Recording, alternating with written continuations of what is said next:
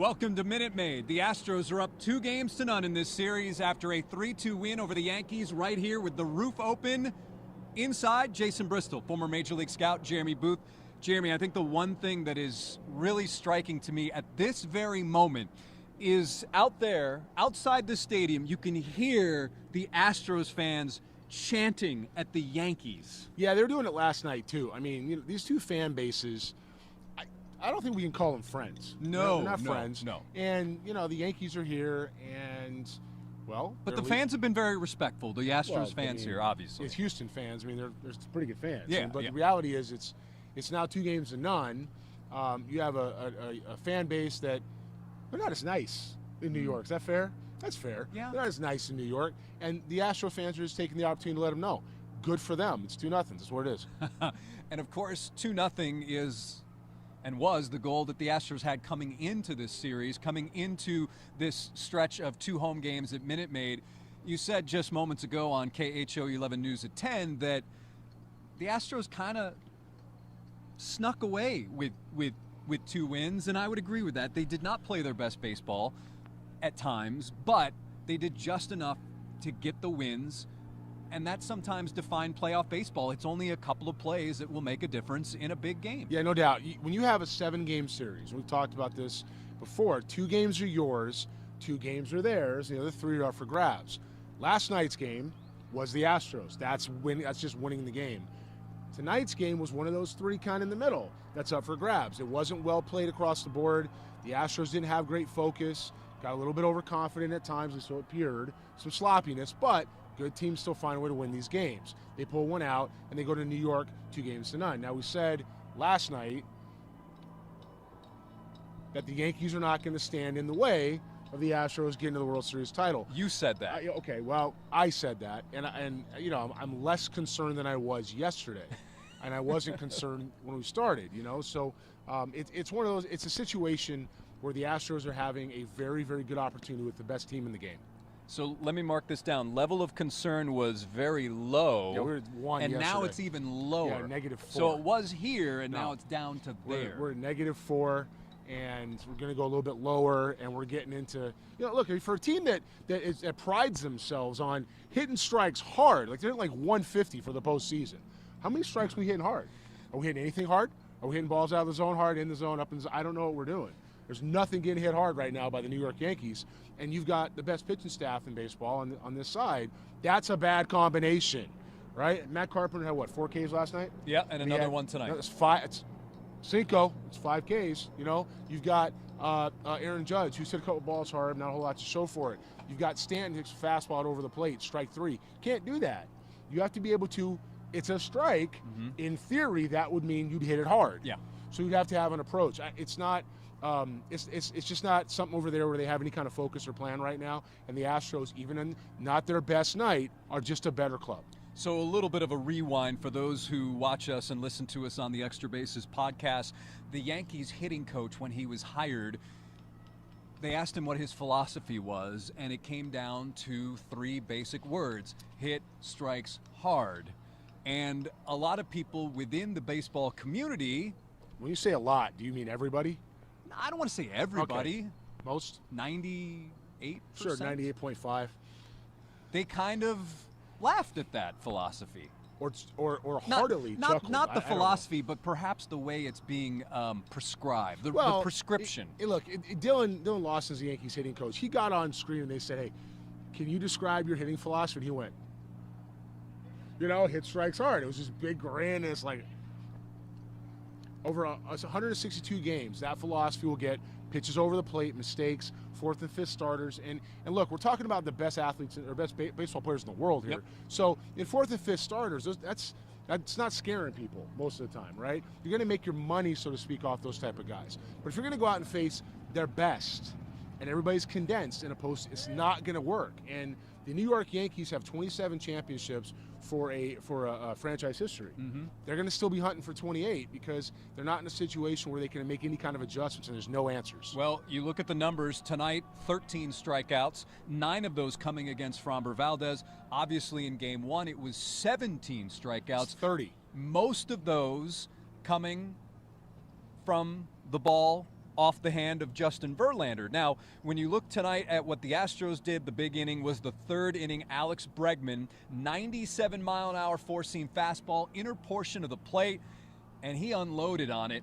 I thought perhaps that it was a pretty good pitch because Alex Bregman, when you look at his hot zones, like kind of here and inside is not one of his strengths, but then you quickly said no, Jason, so explain to us why you corrected me. So a couple things, and I'm going to go back to the 30 Ks when I'm done with talking about Bregman. Bregman he has short arms, right? Short arms can control the bat head. He's direct to the baseball. The ball is a four-seam fastball. We talked about Severino's velocity. If Alex Bregman's geared up for velocity, which against 97 you have to be. You have to be sitting velocity with that. If he's sitting speed and his tempo is in that rhythm, when you throw a 97-mile-an-hour fastball in the inner third just off that plate, he's so short to the ball he can keep it fair. Got the barrel to it and kept it fair. It's not a bad pitch, but to him that's a mistake because that's what he's hunting. He's looking for that right there, so he's able to elevate it. The New York Yankees, on the other hand, can't hit that pitch because they're so long to the baseball out over the plate, hitting strikes hard. Now, when you've got 27 outs in a game, your offensive team, you have 27 outs to play with. You just told me in 2 games the Yankees struck out all 9 innings plus the top of the first. Yeah. How are you going to win that way?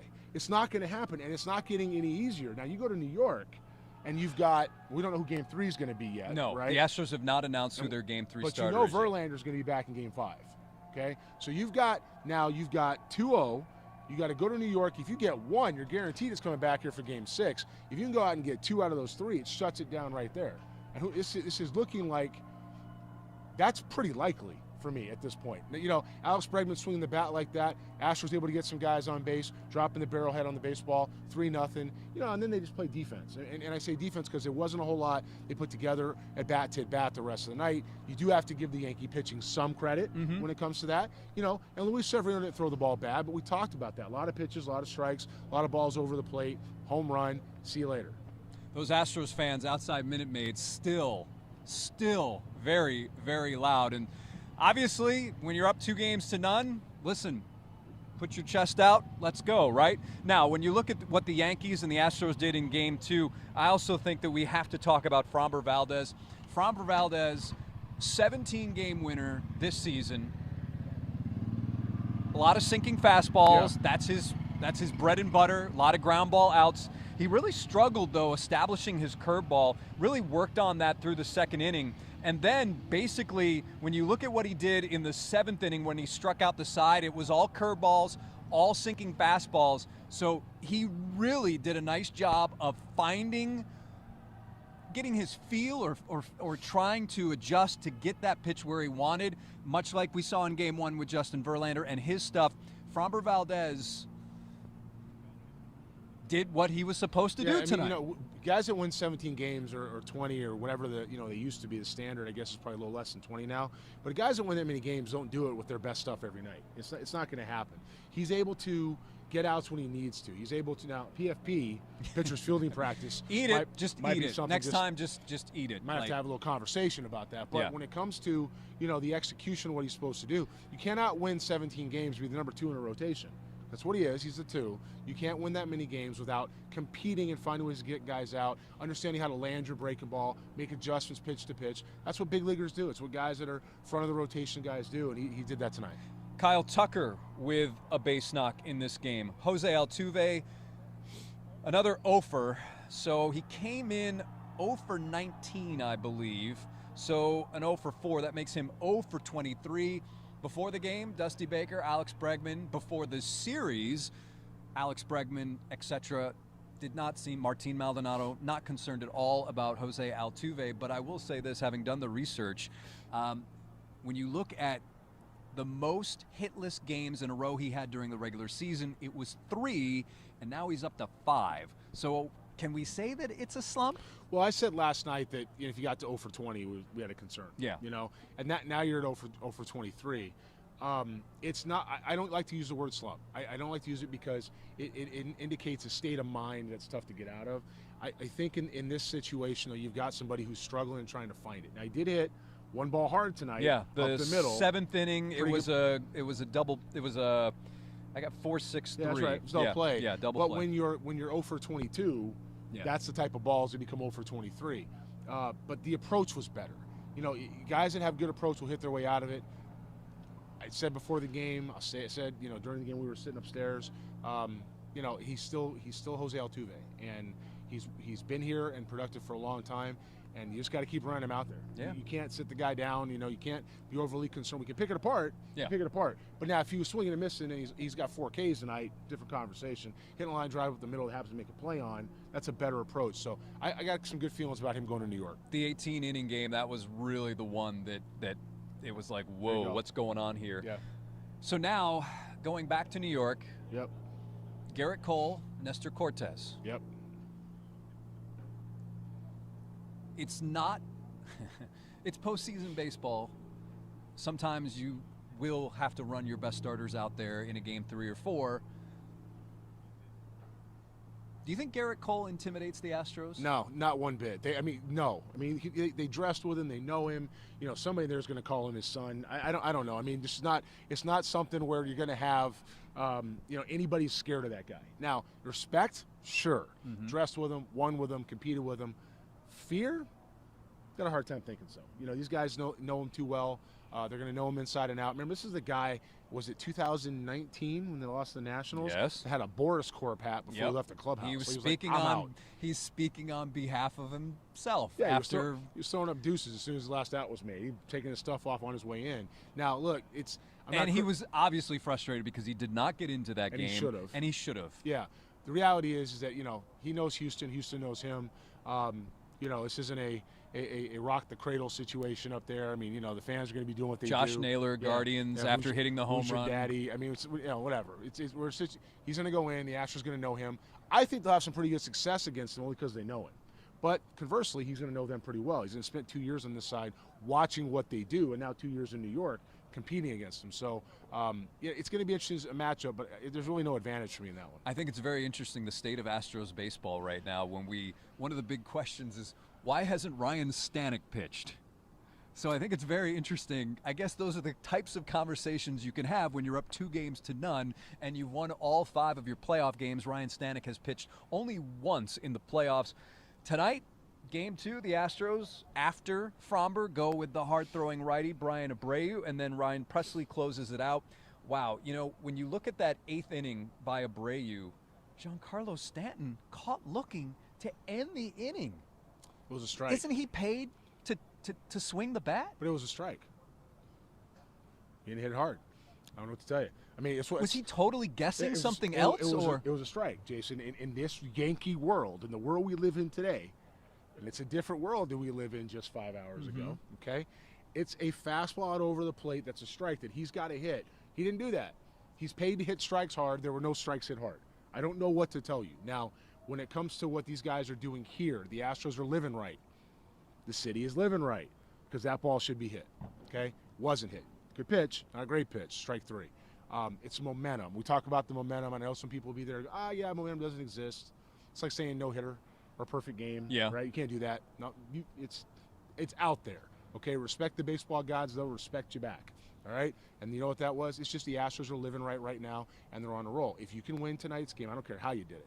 Framber Valdez threw something like the 15th row over there, you know, and they still won. And it's you know, right after they got 3 runs, gave it right back. So you got to feel pretty good if you're the Houston Astros about the way they execute. Ryan Stanek not pitching at this point is curious. It's a topic, but you know, Dusty's going by feel, and some guys got the hot hand. And that's just the way it's rolling. That was a 98.9 mile an hour 4-seam fastball. It was right there on the outer portion of the plate. Good luck with something like that. You know, I mean, he's got such a closed stance. He can stay on the ball and drive it that way. But even with those long arms, he can't hit that ball. No, it's just tough. It's a tough pitch to hit. 98, 99. So I should apologize to him? I'm not their whole plan is hit strikes hard. What are you apologizing for? Okay, I just wanted to make sure. They failed. That's it. That's all. You know, and I've got messages coming across during the game. This dude's getting he's getting ripped over there because you talk so much about this stuff and then you don't execute it. You're hitting 160 in the postseason now. Maybe worse, right? You have a team that's struggling to do exactly what you say. If it's that simple, why aren't we doing it? Why aren't we getting it done? You know? And the Astros are exploiting that because it's not all about hit strikes hard. It's about hit the right strikes. It's about hit balls out over the plate. It's about being able to hit yourself in hitters' counts. and the Astros pitching, good pitching will beat good hitting 100% of the time. And right now what you have is good pitching that has a plan and an approach versus, strong hitters with power that have no idea what they're doing. All right, so let's do this. Let's talk about Game 3. Yeah. If you're Dusty Baker, who do you pitch in Game 3? Ryan Do you Stanton. throw? Who do you start Game 3? I don't know Now, yet. you could have Lance McCullers, obviously. Now, we just happened to see Luis Garcia. One of the Garcias. No, it's Luis Garcia. I get him. Okay, Luis Garcia. Luis Garcia was just throwing a bullpen. The other one was in Chicago now, right? Freddie Garcia? Nah. What was the other one? They had 2 last year. Yimi Garcia. Just they're both good. I had to think about that Yeah, for a see? second. I went way back. Freddie Garcia, 1998 came up to the system. You're reaching. Yeah. Yeah. All right. It's funny. I don't even know if Luis Garcia was born in. Let's see. Carry the one. Anyways, Luis Garcia. so who would you throw in Game 3? So there's McCullers may be down for Game 3, and it makes sense to do that. Maybe down, as in maybe on the mound. Maybe down meaning not throwing. Not throwing. And, Okay. and here's why: because if he's going to get the ball once in the series, Okay. and you have a guy like Garcia, who's by the way throwing a bullpen tonight, and in a normal situation, a live bullpen, a hot bullpen, would be 2 days before your start. So if he's going to start on Saturday, he would throw a bullpen today. They have not announced a starter yet. They're probably evaluating Lance in full, probably evaluating Garcia in full and see what they have. 2 games to none. I'm probably going Garcia. I'm giving McCullers an extra day, throwing him against not Garrett Cole. What about Christian Javier? Well, Javier's behind McCullers for me. He's not even behind Garcia. He's behind McCullers. I'm letting Garcia run with this. All right, and then I turn into Verlander in Game 5, and I'm trying to close it out. I'm figuring I'm going there to get 2 out of 3. Now, it's very interesting. Of course, Christian Javier did start a combined no-hitter against the Yankees. That's right. This was really interesting. Since 1959, only 2 no-hitters have been thrown against the New York Yankees. This is according to the New York Yankees game notes. Only 2 have been thrown against the Yankees. Both were combined no-hitters by the Houston Astros. That's baseball. That's absurd, is what it is. But that's if we're going to do it again, do it now. I mean, this is a good time. For me with McCullers' injury history and where he's been, I'm backing him up as much as I can. I don't want him going pitch for pitch for Garrett Cole if I can avoid it. Now, if it was 1-1, maybe it's McCullers, but it's 2 games to none, and it's not a throwaway game to throw Luis Garcia on the mound. That's a tough night. Yeah, not after the way he pitched. So, game 3, I had to think because it was 18 innings. Sure. But again, what he did in Seattle, I mean, he was nails, man. Yeah, you can go knock that out in Game 3 and turn into McCullers in Game 4 with everybody behind him, knowing you got Verlander in Game 5. I mean, you're kind of you're in pole position here. Yeah. So to me, that would be the move. I'd start Luis Garcia. The activity we saw tonight would indicate that. If their Astros are working out here tomorrow, right? So they're doing their news conferences here. Yeah. I assume they'll hit maybe they'll here. work out. They'll do so a little bit. He could throw a bullpen tomorrow if he was going to throw Sunday, right? So he threw it tonight. So to me, that would be something to pay attention to as far as when he would take the mound. McCullers for me gets Game 4. All right. Well, you talk about pole position. Let's now take the exit ramp. That's going to wrap up this Game 2 review here at Minute Maid. For Jeremy, I'm Jason. Once again, your final score, Astros 3, Yankees 2. Houston now takes a 2-games-to-none lead in the best-of-7 American League Championship Series.